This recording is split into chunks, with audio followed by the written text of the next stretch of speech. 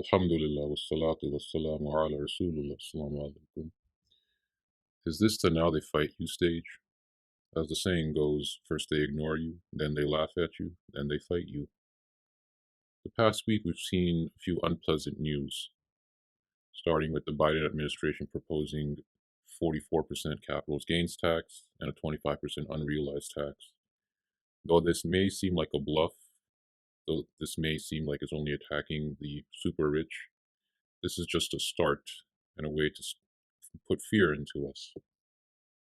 But the real fear also begins with the banks, as Republic First Bank becomes the first bank to fail in 2024. And this is not too far away from the Silicon Valley Bank that failed. And this is also creating a domino effect on why other banks may start to fail as well this year and as the years go forward. Remember that self custody is a right, and the government seems to want to take that away more and more as their failing currency begins to loom. Many countries are rushing to exchange their failed currency with the dollar, but back in the US, it's clear that the dollar is facing pressure. If we look at the US debt clock, the national debt is about 34.7 trillion. And this is not even including the unfunded liabilities such as Social Security, Medicare, and the foreign debts, which estimate about $123 trillion to 126. And even with all this, the Senate still believes that our money should be going to other countries to fund people that have no interest in us as well. And this may seem like a slap in the face to us, but that's the truth. And then we hear Samurai Wallet founders getting arrested for money laundering and unlicensed money transmitting. And if you don't know what a Samurai Wallet is, it's basically a wallet that has coin mixing in which you can wash or mix your Bitcoin in order to erase any past traces. So if it has any addresses in the past, it can't be tracked by the government or other entities. Now, this may sound suspicious, but it's simply just a code. And remember that code is speech. In fiat terms, if you don't understand, it's like you're giving your $10 bill to a machine or a person, and that person will give you back the $10, but instead of a single bill, in different notes. Therefore, it erases the trace of your original $10 bill. So in practice, it doesn't seem like to be anything wrong with this. Keep in mind that this is different from coin joining, where everybody's sending their Bitcoin into a pool, and that pool becomes one transaction that gets sent over. And then once it reaches the destination, it separates to the individual destination. So remember that privacy is a right, but the government sees privacy, especially the privacy of your money, to be some sort of crime.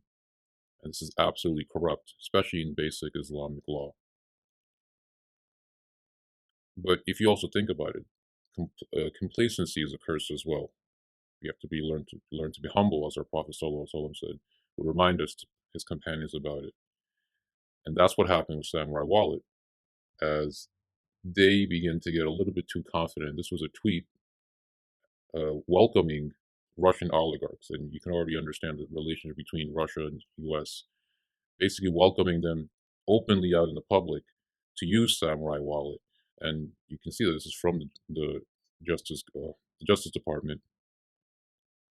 And this is the kind of behavior that will definitely get you in trouble, even if you think you're doing the right thing. So Samurai Wallet, they got out of hand and felt that they would be fine posting foolish tweets like that.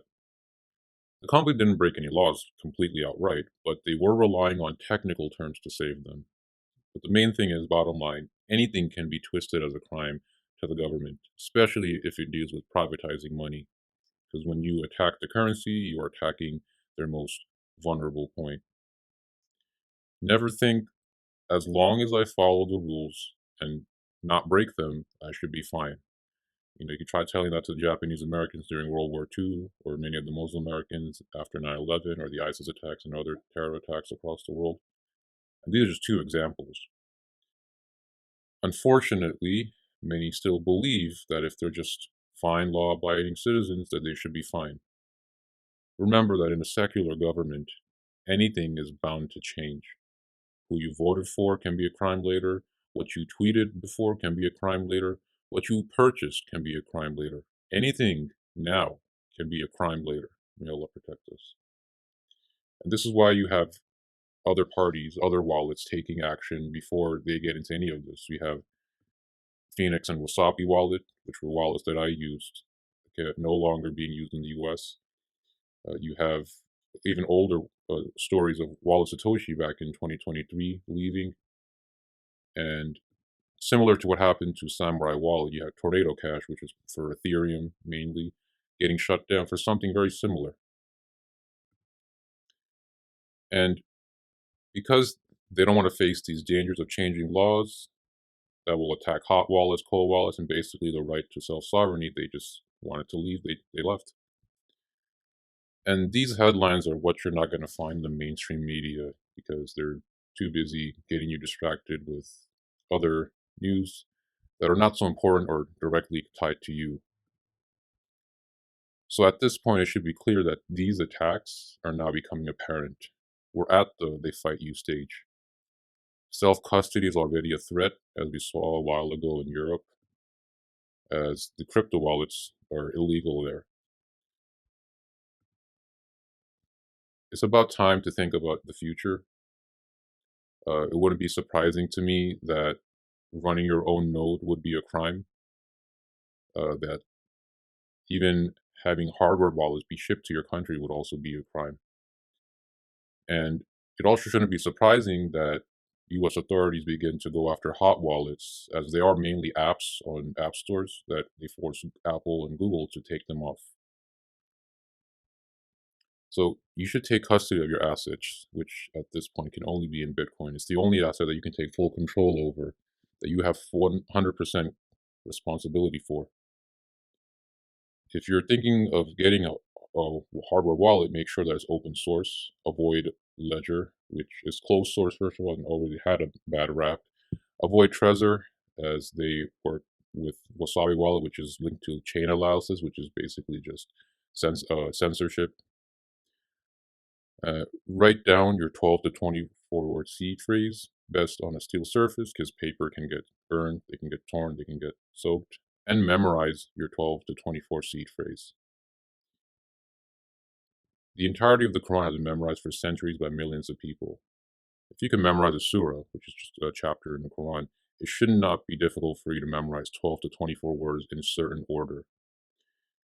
If you want to perform the real jihad, the real protest against the current evil right now, then learn to buy and self-storage your Bitcoin. But you shouldn't stop there either, because like Islam, learning never stops with Bitcoin and self-sovereignty. Assalamu alaikum wa rahmatullahi wa barakatuh.